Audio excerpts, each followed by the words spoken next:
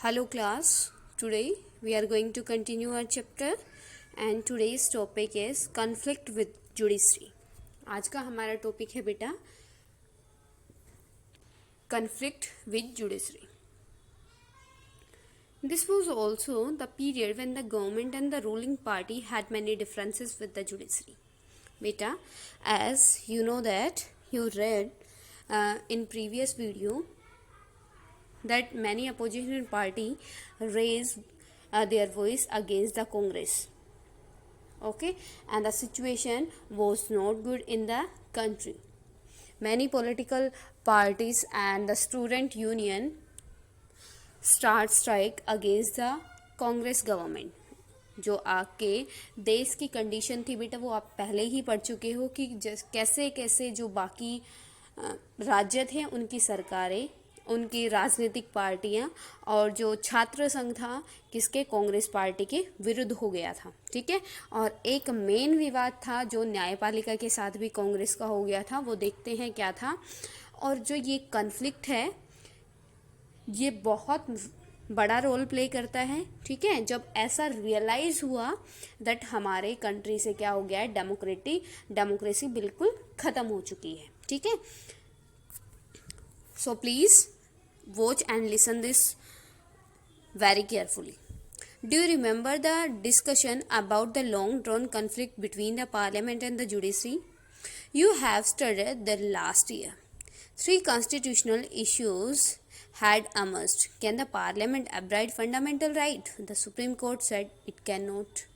As you know that Supreme Court is the guardian of the constitution, है ना, कि supreme court क्या है, आपके संविधान का संरक्षक है. क्लियर बेटा. जब बात हुई, जब विवाद उठा किस चीज़ पे कि क्या जो पार्लियामेंट है, जैसे as you know that parliament having the right to make the rules and regulation, new rules and regulation, the parliament can amend in the constitution, है ना, and the judiciary is the guardian of constitution. When the legislature wants to do some changes in the constitution, then the judiciary tell it is not possible. The changes in the constitution is not possible because it is against the constitution rules and regulation. ठीक है, जब ये विवाद हुआ किस चीज़ को लेकर कि लेजिस्लेचर था वो क्या करना चाहता था, चेंजेस करना चाहता था संविधान में, लेकिन जुडिशरी इस चीज़ की परमिशन नहीं दे पा रही थी, नहीं दे रही थी. क्यों नहीं दे रही थी? क्योंकि जैसे कि आपको पता है जुडिशरी क्या है बेटा, संरक्षक है संविधान की, और संविधान को हम चेंज नहीं कर सकते. As you know that the Indian constitution is a rigid as well as the flexible. How can you say that the Indian constitution is a rigid constitution? Because we can't change the base of the constitution. Okay, and if requirement is there we can amend. Okay, हम सिर्फ उसको उसमें थोड़ा बहुत बदलाव कर सकते हैं, कॉन्स्टिट्यूशन को नहीं बदल सकते. ठीक है, तो उस टाइम पे जब लेजिस्लेचर उसको बदलना चाहती थी, कांग्रेस पार्टी उस टाइम किसमें थी, मेजोरिटी में थी, तो जुडिशरी ने उसको क्या कर दिया, उसके ऊपर ऑब्जेक्शन उठाया. As you know that the judiciary having the right to judicial review, है ना, उसके पास जुडिशियल रिव्यू का राइट है.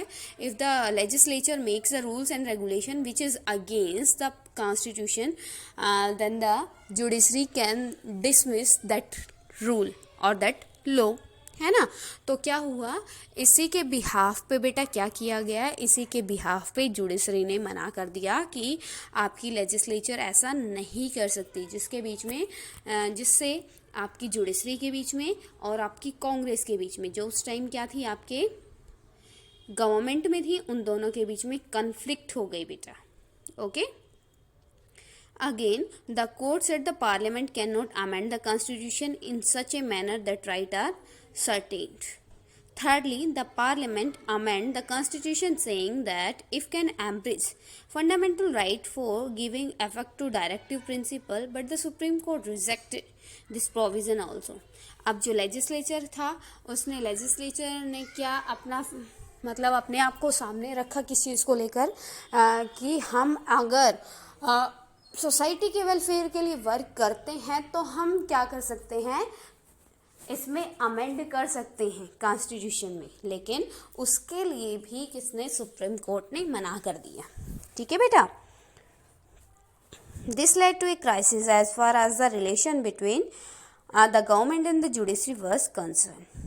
You may remember that this crisis culminated in the famous Kesavananda Bharati case. ठीक है, Kesavananda Bharati case is very important case. ठीक है, in this case the legislature said that we can amend the constitution, but the Supreme Court said that there is no provision of the amendment changes in the constitution. Sorry, there is no provision of the amendment in the constitution. Okay, it is written in the constitution. Okay, जो Keshavananda Bharati case है बेटा, उसमें क्या था, legislature क्या करना चाहती थी, जो आपकी विधान पालिका है वो संशोधन चाहती थी, लेकिन सर्वोच्च न्यायालय ने उसके उस विषय पर क्या कर दिया, मना कर दिया। ठीक है।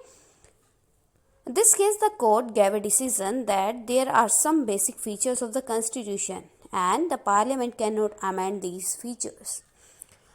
In this case, the Supreme Court said that there are many features in the Indian Constitution, and Parliament, if requirement is there, if need is there, then the legislature, the Parliament can amend in the Constitution, but the Parliament or the legislature can't change the Constitution. तो उस case में जो आपका सर्वोच्च न्यायालय है, उसका क्या डिसीजन रहा कि जो विधान पालिका है वो सिर्फ ज़रूरत के अनुसार उसमें कुछ बदलाव कर सकती है, संशोधन कर सकती है, लेकिन कॉन्स्टिट्यूशन के जो बेसिक पॉइंट्स है, जो उसके फीचर्स हैं, उनको क्या नहीं कर सकती, चेंज नहीं कर सकती। As you know that the features of the Indian constitution बेटा, there are many features of the Indian constitution, written constitution, rigid constitution, flexible constitution, fundamental rights, fundamental duties, directive principles. There are many features of the Indian constitution. At that time, the Supreme Court said that the legislature can't change the base of the Indian constitution. Okay. Two developments further added to the tension between the judiciary and the executive. Immediately after the Supreme Court decision, in 1973, in the Keshwananda Bharati, a vacancy arose for the post of the Chief Justice of India. Listen to me very carefully, beta. Underline these lines. These lines are very important. Okay. ये क्या है कि उस time 1973 में जब ये case चला हुआ था, कौन सा, केशवानंद भारती वाला, उसी टाइम एक मतलब चीफ जज की जो पोस्ट थी वो वैकेंट थी। और चीफ जज को अपॉइंट कौन करता है, हु अपॉइंट द चीफ जज ऑफ द सुप्रीम कोर्ट बेटा, president, on the advice of the prime minister. तो प्रेसिडेंट भी उस टाइम किसके फेवर में था, कांग्रेस के फेवर में था। ठीक है, और प्राइम मिनिस्टर कौन थी, इंदिरा गांधी थी। तो देखो बेटा क्या होता है उस टाइम पे, it had been a practice to appoint the senior most judge of the Supreme Court as a Chief Justice. It is the qualification of the Chief Judge of the Supreme Court. क्या होती है बेटा, as you know that the qualification of the Supreme Court Chief Judge, लेकिन जो last होती है and the main important thing that is कि जो हम जिसको भी सुप्रीम कोर्ट का चीफ जज बनाएंगे वो अदर 30 जजेस में से सबसे क्या होना चाहिए, सुप्रीम होना चाहिए। सुप्रीम मीन्स बेटा जो सीनियर हो, सीनियर मोस्ट। ओके, तो उस टाइम पे भी ऐसे ही हुआ। उस टाइम पे मैनी सीनियर्स जजेस were there in the Supreme Court at that time. देखते हैं फिर क्या होता है। But in 1973, the government set aside the seniority of 3 judges and appointed Justice A.N. Roy as the Chief Justice of the India. The appointment became political controversial. अब क्या हुआ बेटा, उस टाइम हमारे जो 3 सीनियर मोस्ट जजेस थे, ठीक है, उनको क्या करते हुए, साइड में करते हुए, हमारे पास क्या है, क्वालिफिकेशन हमारी जो होती है वो क्या होती है, सबसे सीनियर मोस्ट को क्या करते हैं, हम अपॉइंट करते हैं एज ए चीफ जज।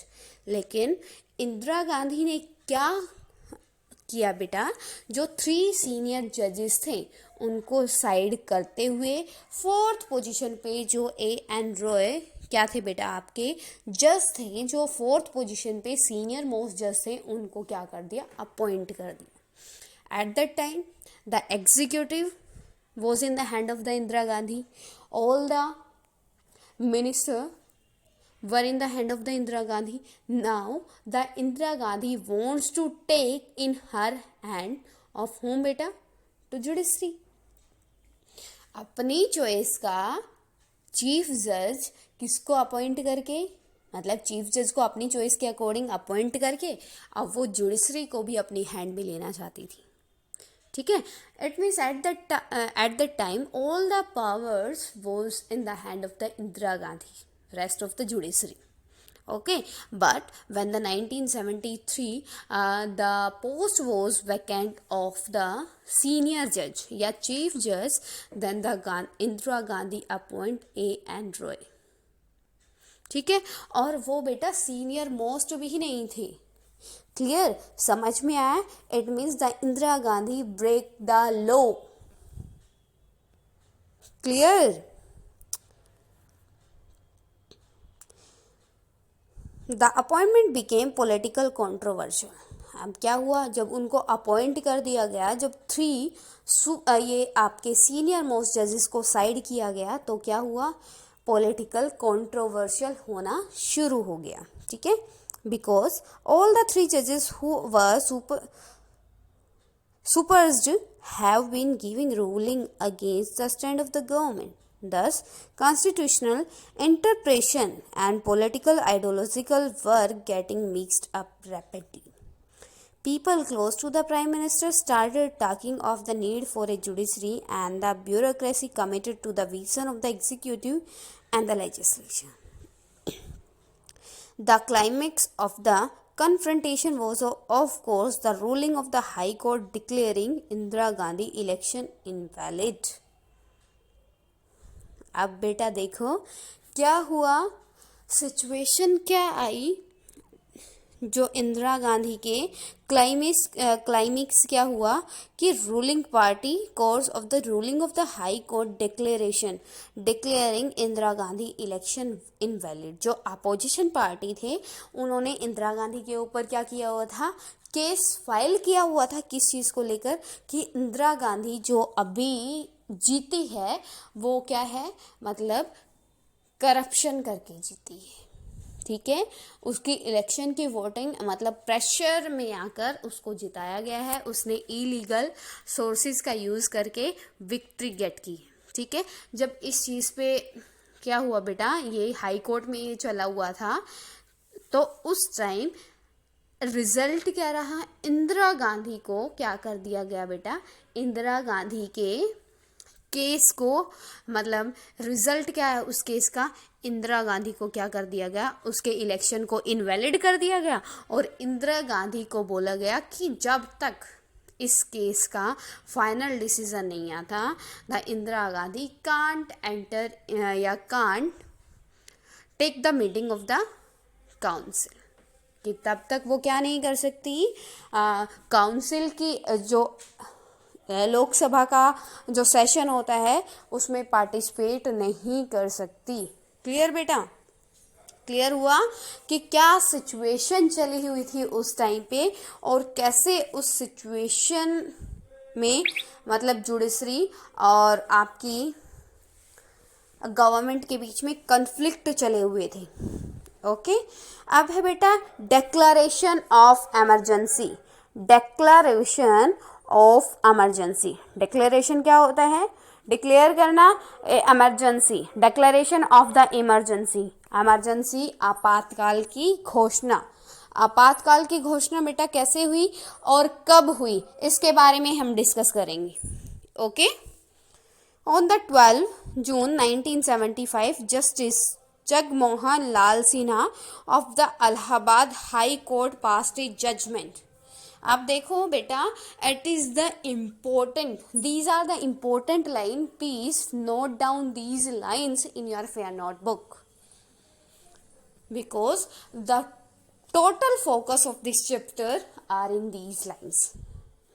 ओके कि इमरजेंसी जो हमारी कंट्री में जो हमारा मेन चैप्टर है crisis in the democratic order, तो उसका मेन आंसर आपको यहाँ से मिलेगा. गॉट इट बेटा. On 12 June 1975 justice Jagmohan Lal Sinha of the Allahabad high court, जैसे मैंने अभी आपको लास्ट लाइन में आपको बताया कि इंदिरा गांधी के इलेक्शन को इलीगल क्या कर दिया, इनवैलिड प्रूफ कर दिया. कहाँ पे? हाई कोर्ट में. वो हाई कोर्ट कौन सा था बेटा? Allahabad high court. Okay. On 12 June 1975 justice Jagmohan Lal Sinha, और वो जस्टिस मतलब जज कौन थे? Jagmohan Lal Sinha of the Allahabad High Court passed a judgment declaring Indira Gandhi election to be Lok Sabha invalid. This order came on an election petition filed by Raj Narayan, a socialist leader. मतलब जो opposition में था, case किसने file किया था बेटा? वो थे आपके राज नारायण. कौन सी पार्टी के थे? सोशलिस्ट पार्टी के लीडर थे. ठीक है.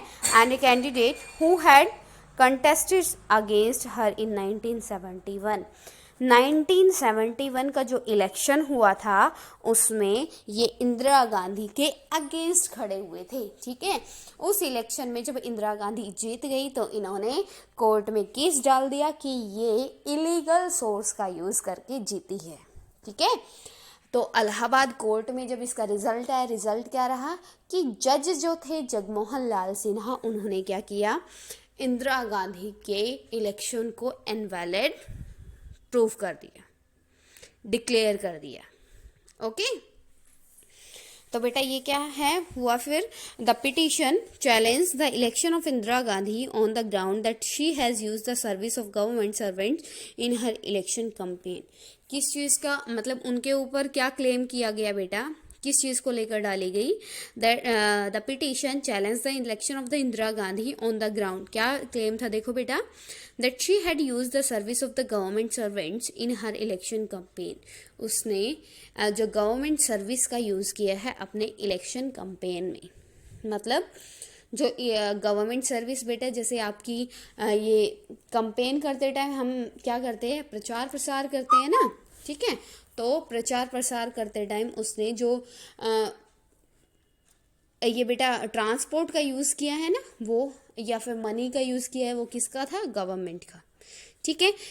इस बिहाफ पे क्लेम किया गया और वो क्या हो गया? चीज़ प्रूफ हो गई. तो इसीलिए इंदिरा गांधी के इलेक्शन को इनवैलिड प्रूफ कर दिया गया. व्हेन बेटा? And on 12 June 1975. Got it? The judgment of the High Court meant that legally she was not more an MP and therefore could not remain the Prime Minister unless she was once again elected as an MP within 6 months. अब ये क्या था बेटा कि कैसे उसका judgement के according उनको पनिशमेंट क्या मिली? पनिशमेंट का मतलब है बेटा, मतलब जब हम किसी पे केस फाइल करते हैं, जब तक उसका फाइनल रिजल्ट नहीं आता तो उसके कुछ कंडीशंस होती हैं. ठीक है. तो उसकी जजमेंट के अकॉर्डिंग क्या था कि नाउ अब क्या है, एमपी का इलेक्शन उन्हें इलीगली उनका इनवैलिड हो गया ना, तो उनको एमपी का की पोस्ट थी उनसे छीन ली गई. ठीक है. मतलब उनको एमपी की पोस्ट से रिमूव होना पड़ा. और एक कंडीशन होती है बेटा, जब तक हम एमपी नहीं होते, मेंबर ऑफ पार्लियामेंट नहीं चूज़ किए जाते, तब तक हम prime minister as a prime minister work नहीं कर सकते, है ना. तो प्राइम मिनिस्टर के लिए ज़रूरी है क्या है बेटा कि वो एमपी होना चाहिए. जब उससे एमपी की मेंबरशिप ले ली गई तो उसको क्या दोबारा से वो तभी प्राइम मिनिस्टर बन सकती है जब दोबारा से वो इलेक्शन लड़े और उसमें एमपी की सीट उसको मिल जाए. मतलब कंडीशन क्या होती है प्राइम मिनिस्टर की कि वो एमपी होना चाहिए। जैसे आपके क्या है, नरेंद्र मोदी जी है, एमपी रहे हैं कहाँ से, गुजरात से, है ना।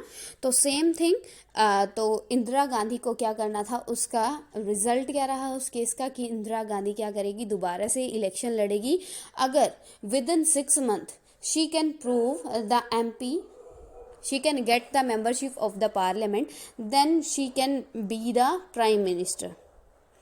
ओके लेकिन तो क्या हुआ बेटा, क्लाइमेक्स है 3 लाइन में, so please watch this video very carefully.